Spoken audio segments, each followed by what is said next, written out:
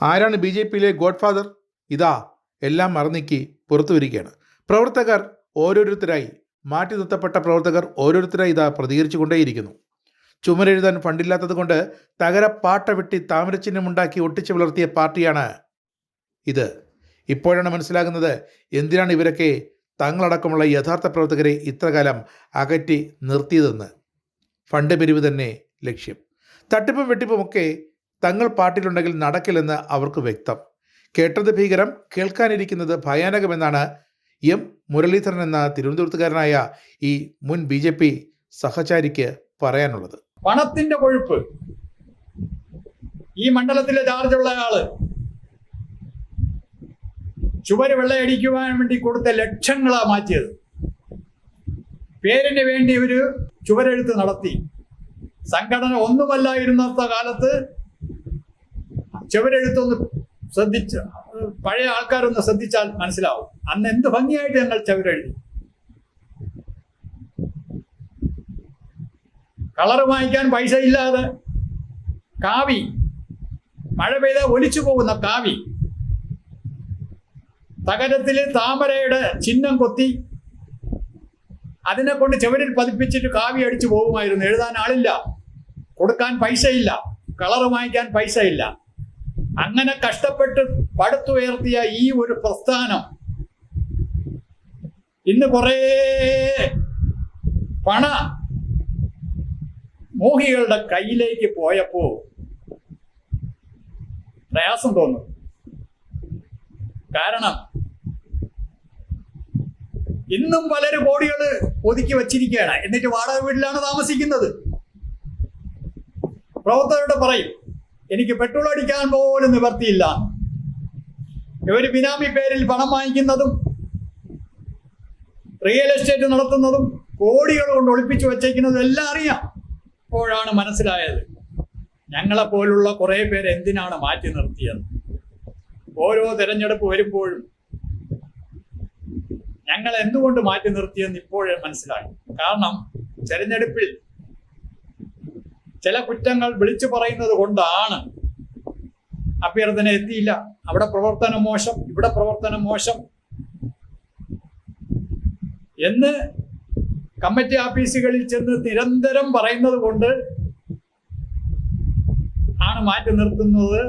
പിന്നെ ഇതുപോലുള്ള ഫണ്ട് തട്ടിപ്പെല്ലാം ഞങ്ങൾ എന്നെ പോലുള്ളവരെ കൂടെ ഉൾപ്പെടുത്തിയാൽ നടക്കില്ല എന്ന് ഇവർക്കൊക്കെ അറിയാം. അതുകൊണ്ടാണല്ലോ ഈ തെരഞ്ഞെടുപ്പിൽ എൻ്റെ വീട്ടിൽ ഒരു അഭ്യർത്ഥന പോലും തന്നില്ല എന്ന് പരാതി പറഞ്ഞതിൻ്റെ അടിസ്ഥാനത്തിൽ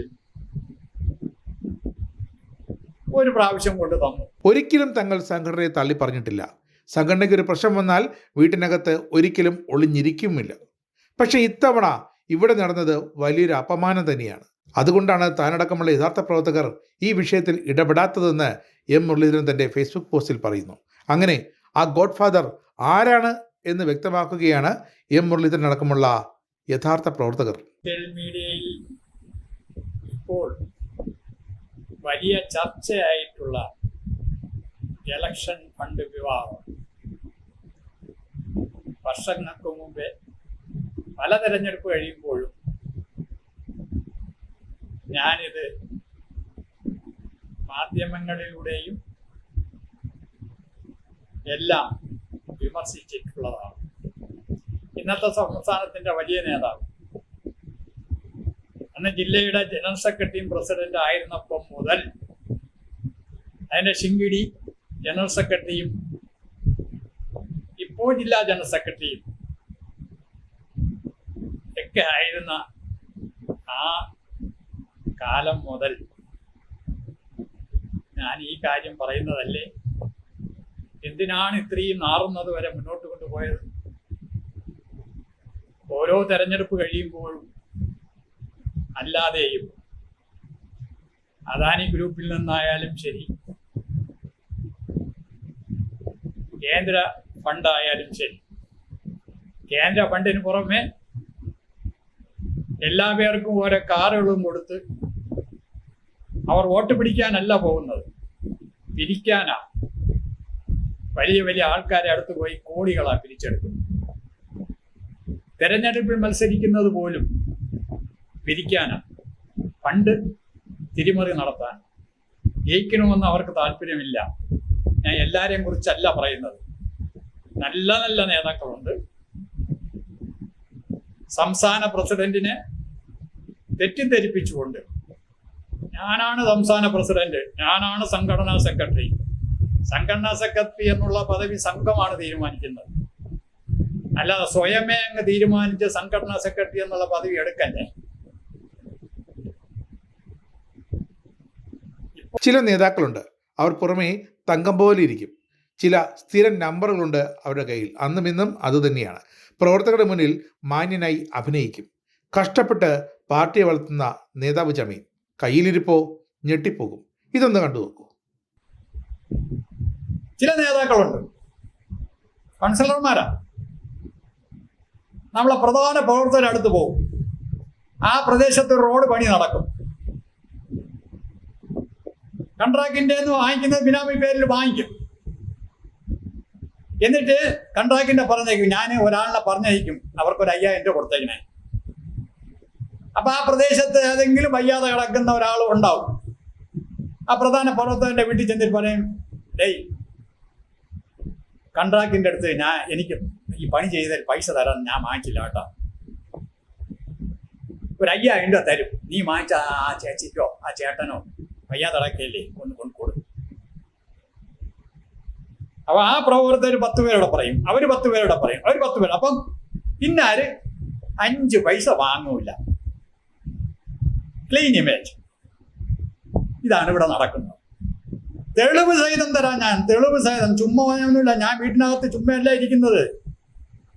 പണ്ട് മുതലേ ഈ വക കാര്യങ്ങളിൽ അങ്ങനെ തന്നെയാണ് സംഘടന ഞാൻ വളർത്തിയത്. ഞാനെന്ന് പറയില്ല, സംഘടനയിലെ സംഘടനക്കാർ ഉൾപ്പെട്ട ഒരു കൂട്ടം എൻ്റെ സഹപ്രവർത്തകർ ഇന്നും ഉണ്ട്.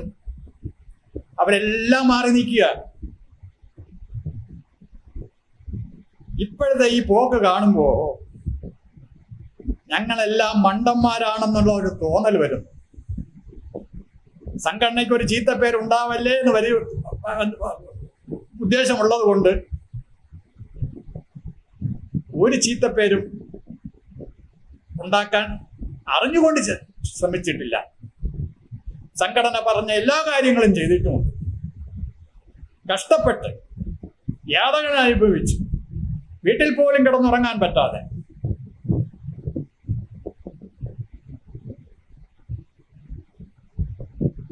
രാഷ്ട്രീയ എതിരാളികളെ പേടിച്ചല്ല, അവരുടെ സ്വാധീനത്താൽ വരുന്ന പോലീസിനെ പേടിച്ച്.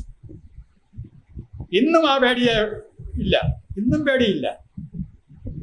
അങ്ങനെ സംഘടനയെ വളർത്തിയ ഒരു കൂട്ടം ആൾക്കാർ ഇന്നുകൊണ്ട് അവരെ എന്നും ഈ ഇലക്ഷന് രംഗത്തിറക്കിയില്ല. ഇറക്കിയാൽ ഇമാതിരി കൈയിട്ട് വാരാൻ അവർക്ക് പറ്റില്ല. ഇവിടെ തന്നെ ഈ അഴിമതിക്കെല്ലാം കൂട്ടുനിന്ന ആൾക്കാർ ഇപ്പൊ പുതിയ പ്രമോഷനാണ് കൊടുത്തിരിക്കുന്നത്. ബൂത്ത് തലം മുതൽ അങ്ങ് പ്രമോഷൻ കൊടുത്തിരിക്കുക. അപ്പൊ അഴിമതി കാണിച്ചാൽ എല്ലാവരും ഉൾക്കൊള്ളിക്കും, അല്ലെങ്കിൽ ഏതെങ്കിലും ഒരു ഗ്രൂപ്പിൽ പെട്ടാൽ എല്ലാവരും ഉൾക്കൊള്ളിക്കും. എവിടുന്നോ വന്ന് കൊണ്ടു നടന്ന നേതാവാക്കി ഈ സ്ഥലത്തിന്റെ പേരും ഉണ്ടാക്കി കൊടുത്തു. കൂടുതൽ ഞാൻ പറയുന്നില്ല, പറയാൻ എൻ്റെ സംസ്കാരം ഞാൻ അനുവദിക്കുന്നില്ല. വീട്ടിനകത്ത് ഒതുങ്ങിച്ചു കൂടും, എന്നിട്ടും മനസ്സ് കേൾക്കുന്നില്ല. പല പരിപാടികൾക്കും ഞാൻ പോയി. അവഹേളന സഹിക്കാൻ വയ്യാതെ ഇപ്പോൾ ഉള്ളിൽ വലിഞ്ഞു നിൽക്കുകയാണ്. ഇതൊരു ചെറിയ പൊട്ടിത്തെറി മാത്രമാണ്. കൂടുതൽ പറയുന്നില്ല. സംഘടനയ്ക്ക് ദോഷം വരുന്ന ഞാൻ ഒന്നും പറയില്ല. ഇന്നും സംഘടനയ്ക്ക് അപകടമെന്ന് കണ്ടാൽ ഞാൻ വീട്ടിനകത്ത് വെറുതെ ഇരിക്കില്ല. പക്ഷെ ഇപ്പോഴത്തെ ഈ പ്രവൃത്തി കണ്ട് മനം മടുത്ത് ഉൾവലിഞ്ഞിരിക്കുന്നതാ. ഇതിന്റെ പേരിൽ എന്ത് നടപടി എടുത്താൽ എനിക്ക് ഒരു പ്രശ്നവുമില്ല. ചുമല എന്നുള്ളത് എൻ്റെ ഒരു ഉപജീവന മാർഗമല്ല. ചുമല വെച്ചുകൊണ്ട് ഞാൻ ഒന്നും ഉണ്ടാക്കിയിട്ടില്ല. എൻ്റെ കയ്യിലെ പൈസ മുടക്കി തന്നെയാണ് ഞാൻ സംഘടനാ വർക്ക് നടത്തിയത്. ഇനിയും അങ്ങനെ. ചുമല വേണമെങ്കിൽ എത്രയോ പരിവാർ പ്രസ്ഥാനങ്ങൾ എന്നെ വിളിച്ചു. ഒന്ന് നേരെയാവും ഒന്ന് വെയിറ്റ് ചെയ്തിരിക്കുക. സംഘത്തിൽ ചുമല എടുക്കാൻ വേണ്ടി പറഞ്ഞു. അതിനുള്ള സാഹചര്യം ഇപ്പൊ എനിക്കില്ല.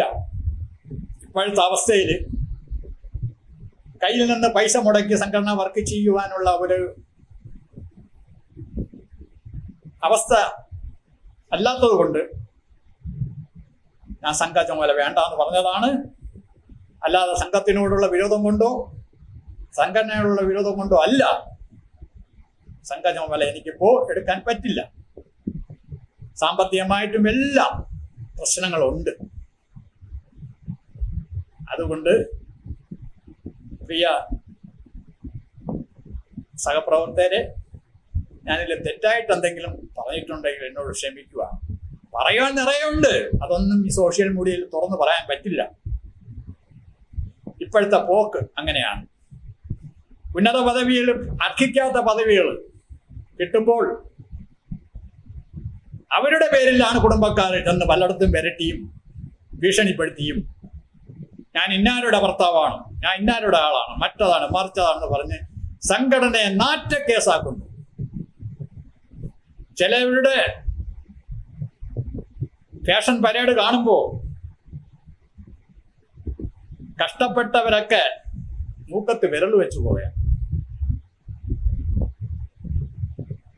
അർഹിക്കാത്ത ചില അംഗീകാരങ്ങൾ കിട്ടുമ്പോൾ, അല്പന ഐശ്വര്യം വരുമ്പോൾ അർദ്ധരാത്രി കുടപിടിക്കുമെന്ന് പറഞ്ഞ പോലെ ആണിപ്പോൾ നടക്കുന്നത്. സഹിക്കുന്നില്ല, അതുകൊണ്ട് പ്രതികരിച്ചത്. ക്ഷമിക്കുക.